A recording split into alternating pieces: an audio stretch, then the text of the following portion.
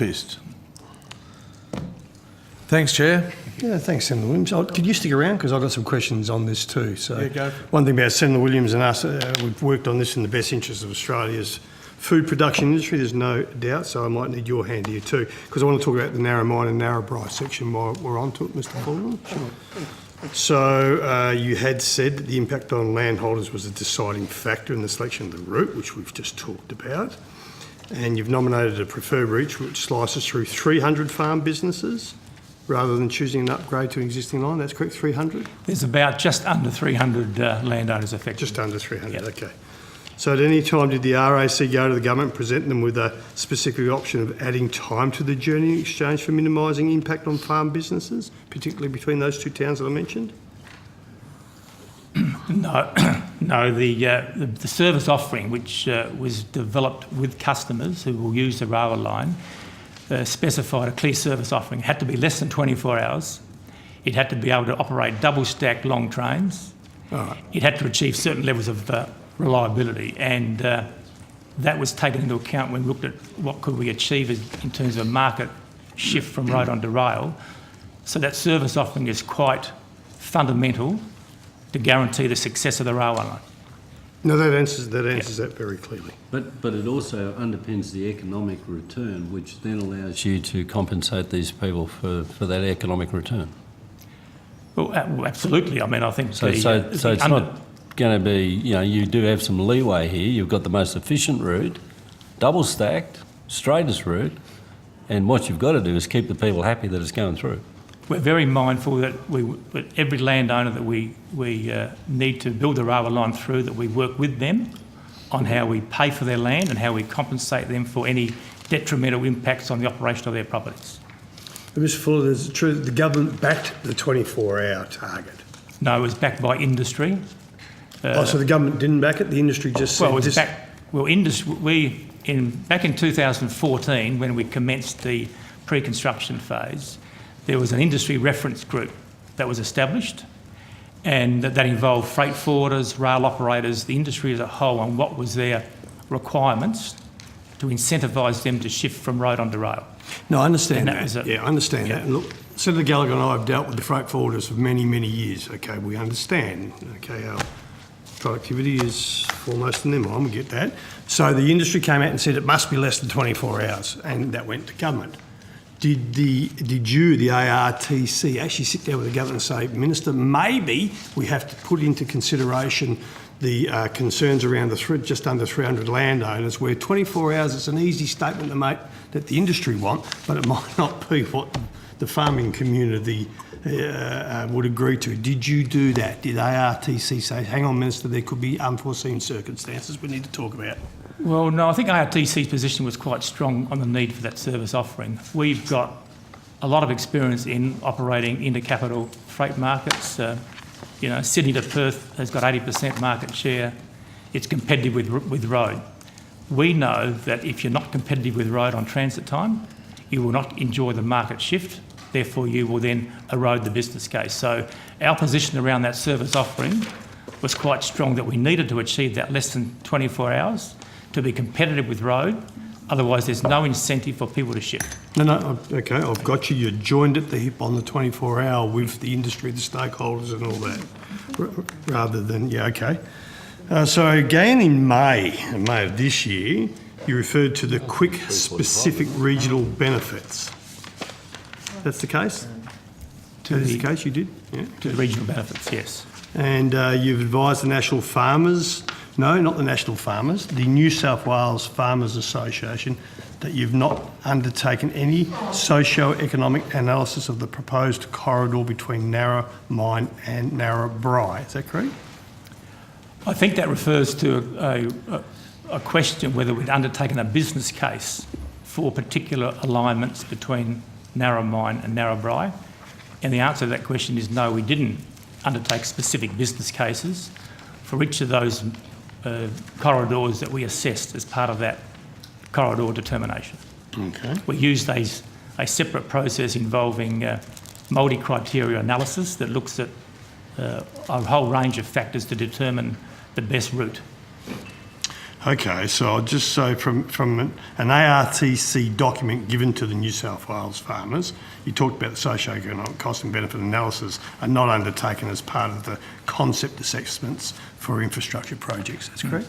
Yes, we assessed it on construction cost, service offering and the multi-criteria analysis. So could you tell the community how does this square with your assertion that there are quite specific benefits despite the admission that this work has actually not been undertaken at all? Well, because we've used a standard, well-accepted process to assess corridor alignments based on the criteria that I've just outlined, Cost, yeah. which is looking at the construction cost, which is looking at the service offering that will go to how much revenue we can generate from that line because of market shift. And we looked at, I think, 8 factors that form part of the multi-criteria assessment, involving social, economic factors as well as technical factors around constructability, technical standards. And that process was undertaken by engineers expert in the field to determine the preferred alignments. And each alignment that was reviewed was considered on those same consistent factors. Okay, so question out of left field. What is the projected time of the journey on the inlet from Melbourne to Brisbane? What is it? If it going the way that you've planned? Less than 24 hours. No, look, 1 hour's less than 24, Mr. Fullerton. Coming from a trucking background, when minutes count, especially when you're filling out a logbook. So, on average, what would be the time of the journey that is predicted if the stars and the planets and everything line up? We've modelled for what we call premium intermodal trains. They can run just under 24 hours. Just under? Just under 24 hours. Okie dokie. And bearing in mind that most freight's consolidated during the day and leaves at night, but don't worry about that. If we had to go and we did the right thing and we sat down with the just under 300 families and took into their concerns, is there any modelling to suggest that the trip would take much more than 24? Or is it just the industry said 24, this fits 24, go away? Well, I mean, a lot of the corridors that we looked at between Narromine and Narrabri looked at impact on transit time, and some of those added, 12 minutes in one particular case, 15 another, 20 minutes, as well as impacting on construction costs. So those times were considered to be material, and a material impact on the business case that would affect the economic case. So, okay, now help me out just so I haven't got this wrong. So am I to assume if we consulted the 300, just under 300 farming families that will be impacted with this new rail line, that we could add somewhere between 12 and 24 minutes to a full journey between Melbourne and Brisbane? Depending on what corridor, and between Narromine and Narrabri, from the time we looked at that corridor alignment back in 2010, there's something in the order of 20 or 30 different options were considered on that greenfield section. And they all looked at the time penalty attached to them, as well as construction costs and other factors as part of the MCA where we conducted those. So, I think we took the view that any time saving was beneficial to the business case under the corridor. And Senator, if I could, you're referring to a number of just under 300 landowners. That's the number that are affected by the 2 kilometre wide study area between Narromine and Narrabri. But as we narrow that down, and we're in the process of narrowing that down to a narrower corridor, ultimately we'll get to 60 metres wide, is where we'll build the railway. It's going to be a far lower number than the 300 that will be impacted by that final alignment. So I shouldn't get focused on the difference of how far is Brisbane to Melbourne? Brisbane, by rail? Brisbane to Melbourne, on the new is 1,710 kilometres. So I shouldn't get sidelined focused on what the difference 24 minutes would make over the entire journey, should I? Is that right? No, other than our view is that it's a significant impact on the ability to convert freight when you're not offering a road competitive service. So given that the government has an agenda of being a pro-regional growth, why has research not been undertaken to determine whether this $10 billion investment of taxpayers' funds can assist in regional development rather than, as appears to be the case between Narromine and Narrabri, cut towns out of the opportunity to directly benefit the rail as it passes through them? Once again, in I 24 mean, hours? I think the alignment that was chosen, which we call the Western alignment, looked at building a new intercapital freight network that bisected some of the richest farming areas so that they could take advantage of the benefit of an efficient rail spine that can deliver their produce to port. And that was a very clear part of the work that was done back in 2006 and also in part in 2010. So okay. So, does the train, sorry to come in, just so I get it hang in on. my head. Does the train stop anywhere once it leaves Melbourne, or is it? well, that will depend on the operator. I mean, for intercapital freight, the freight will go from Melbourne to Brisbane. Parks will be a key intermodal exchange point for freight that goes to the west.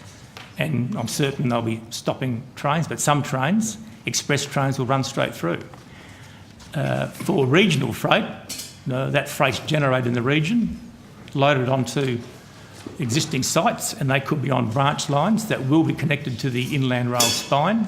That will provide a far more efficient and productive corridor to the port, whether it's exporting it. So the 24-hour is the express.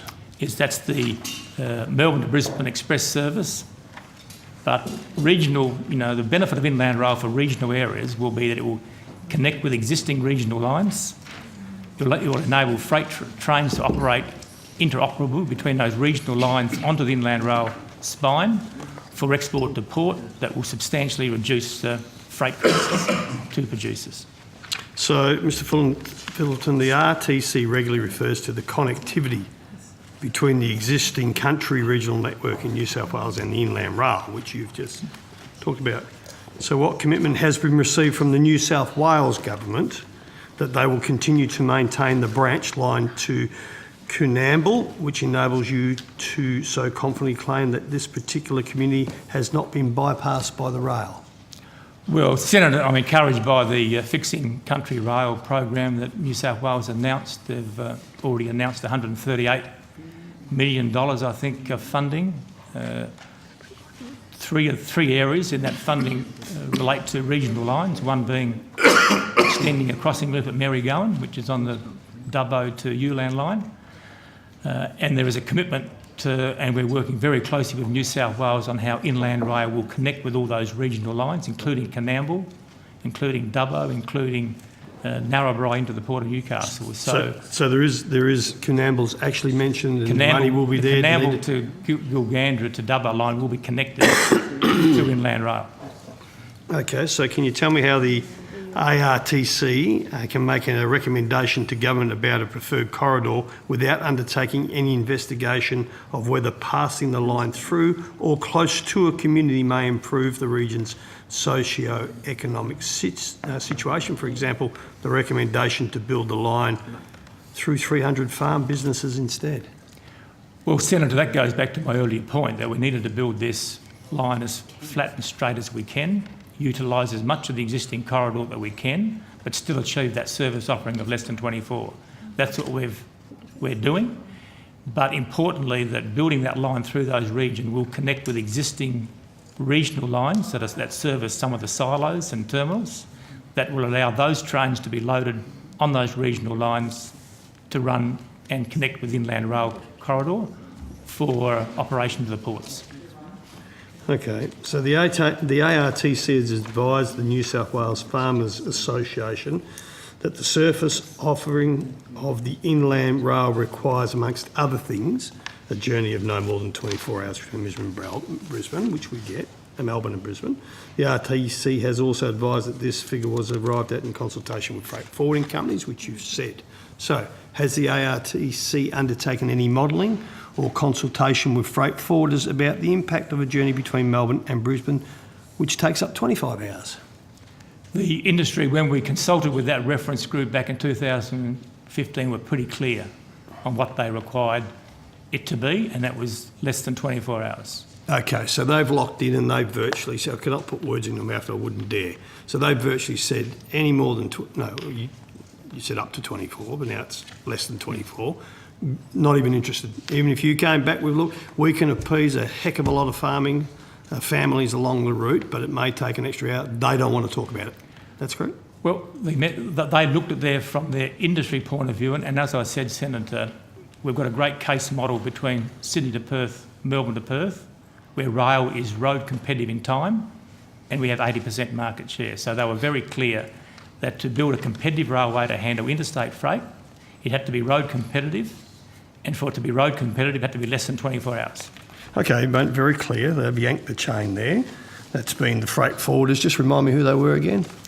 Well, you've got all the rail operators, you've got companies like, well, Woolworths, Coles, you've got Linfox, you've got Tolls, you've got SCT. K&S, SCT, Cube, Genesee in Wyoming. You've got they were all the players that were involved in that reference group, and they made their position very clear, and in which we agree with.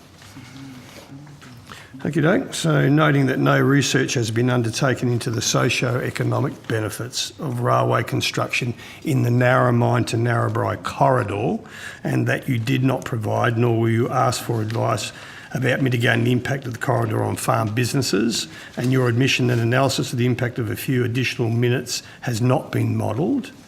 What reason is there for farmers and the wider impacted community to trust anything that you have to say?